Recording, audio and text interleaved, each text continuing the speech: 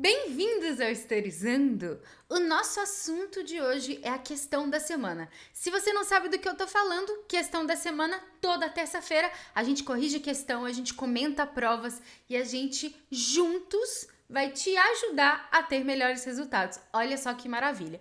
Então, se você gosta desse tipo de conteúdo aqui no Historizando, já começa o vídeo deixando o seu like, ele é muito importante para apoiar o canal e não se esquece de se inscrever e também ter mais conteúdos aqui no Historizando.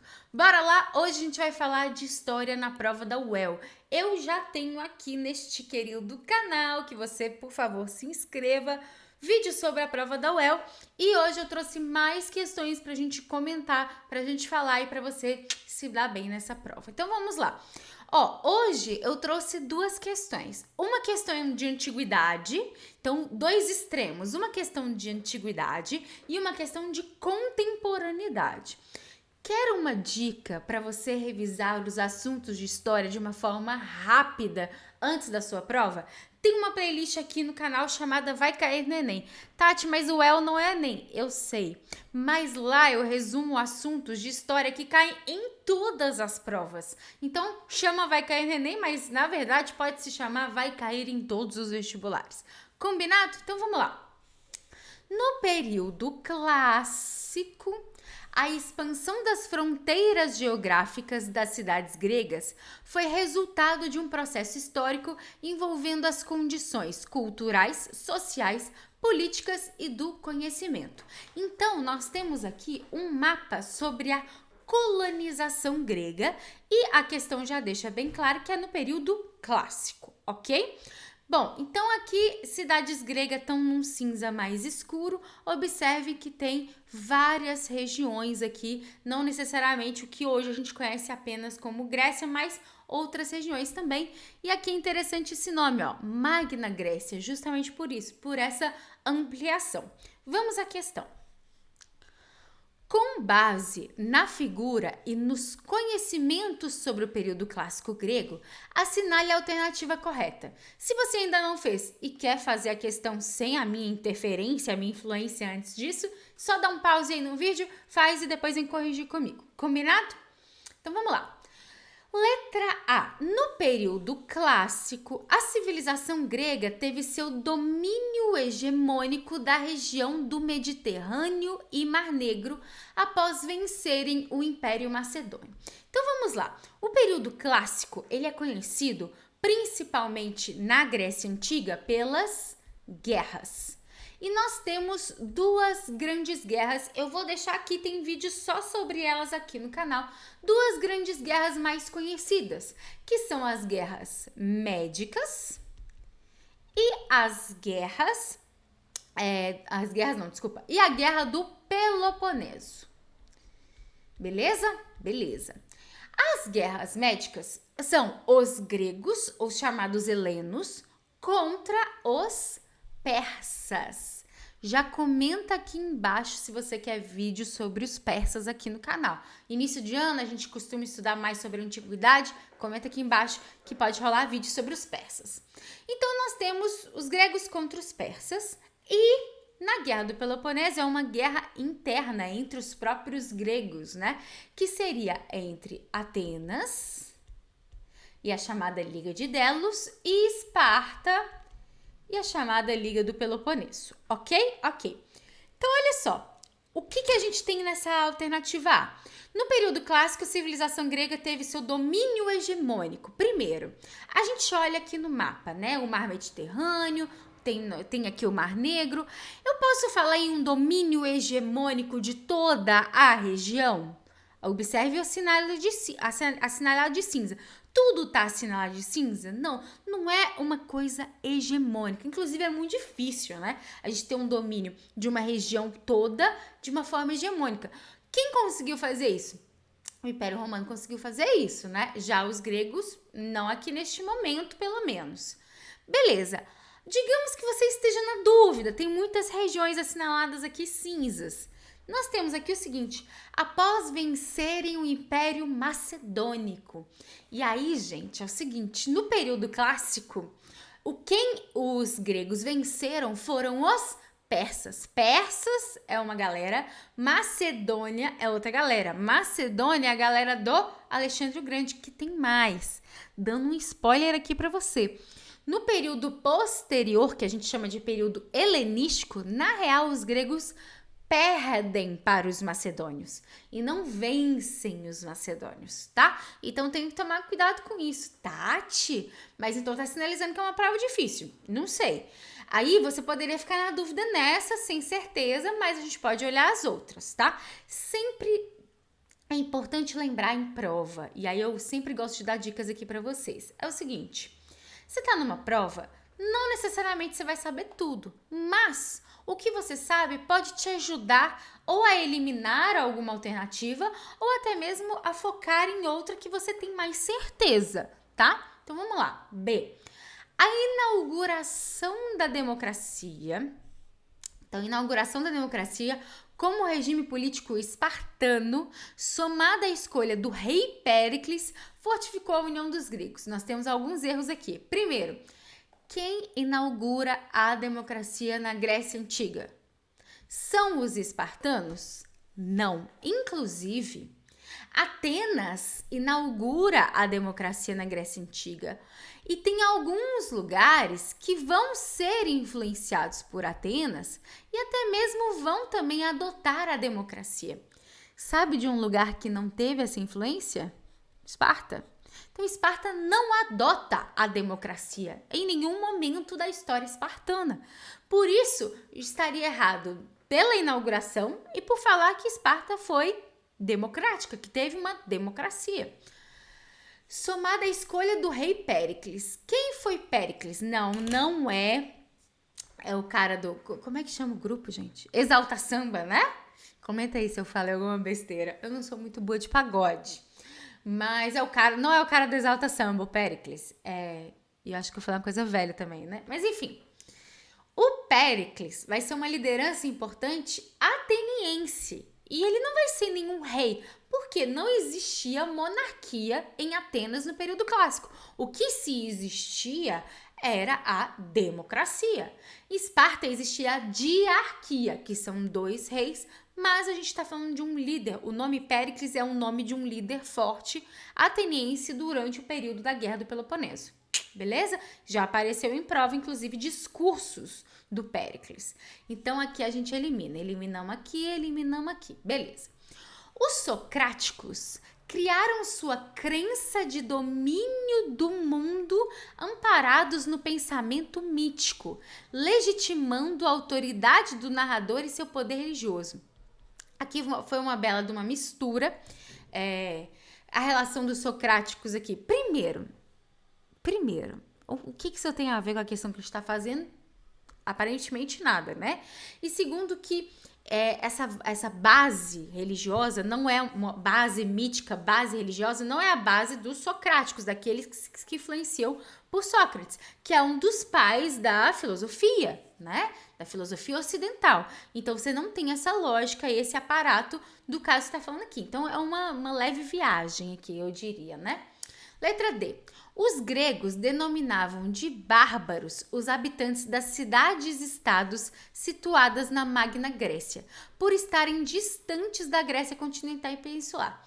Bom, primeiro, aí é o seguinte, eu vou contar para vocês aqui um pouquinho sobre a colonização dos gregos, tá? E aí eu vou ajudar vocês. Tá vendo o mapa aqui? Colonização grega. Qual é um dos maiores objetivos dos gregos em colonizar? É em obter territórios, é obter terra, porque a Grécia em si, a região da Grécia em si, muitas terras são inférteis, tem algumas problemáticas. A proximidade com o mar pode ter pontos positivos, como relações comerciais, etc., mas tem pontos negativos. Um deles é que muitas das terras são inférteis, é difícil o plantio, etc. Então, à medida que a população grega vai crescendo, né, os gregos na antiguidade vai crescendo essas populações, vão se construindo e formando as cidades-estado, e aí lembrando dessa autonomia dessas cidades-estado, à medida que isso tudo vai acontecendo, o que vai rolar? Mais necessidade de terra de expansão. Por isso a colonização. Então, a maioria das pessoas que vão colonizar a região São os próprios gregos, que vão ali morar naquela outra região e vão, a partir daí, cultivar e etc. Então, na maioria das vezes, os gregos levam todos os seus costumes, toda a lógica da sua cidade anterior, que é a sua cidade-estado anterior, para a nova região, para a nova cidade. E se formula ali uma lógica política, etc., grega. Por isso a Magna Grécia, a Grande Grécia. Então, não é uma colonização que a gente pensa, por exemplo, dos portugueses, que o meu foco é explorar. E é explorar incluindo quem tá lá. Não necessariamente, tá? Então é uma lógica diferente. Não só por estar na antiguidade, né, enquanto a colonização portuguesa, espanhola está na modernidade, então sim, são lógicas bem diferentes, mas também pelas necessidades, né? Então, se leva questões culturais, religiosas, tudo para a região que você chega. Então, já aí, a gente já começa a eliminar essa alternativa. Os gregos denominavam de bárbaros os habitantes das cidades-estados, mas os habitantes, muitos deles, também são gregos, não vão ser chamados de bárbaros, sacou? Entendeu a lógica? Então, isso não vai acontecer.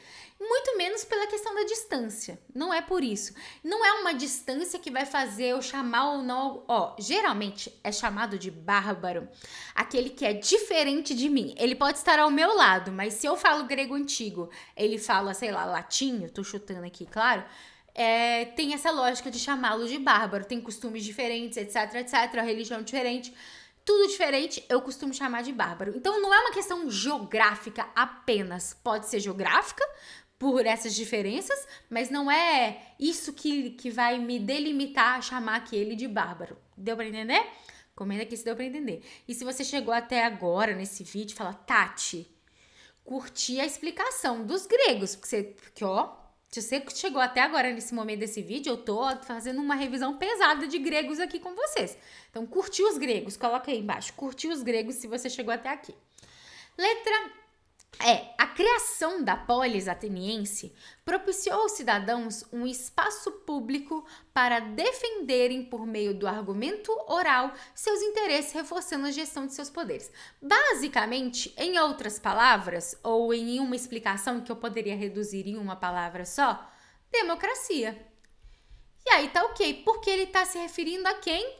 Aos atenienses, né? Diferentemente, por exemplo, da letra que eu falei com vocês, a letra B, que fala dos espartanos, e aí não, tá?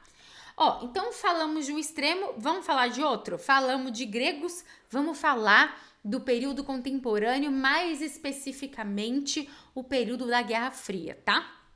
Então vamos lá. Se não fez, pode dar um pause aí pra você dar uma analisada. Um dos episódios traumáticos do pós-guerra foi a construção do Muro de Berlim, que teve por finalidade impedir a passagem dos moradores de Berlim Oriental para Berlim Ocidental.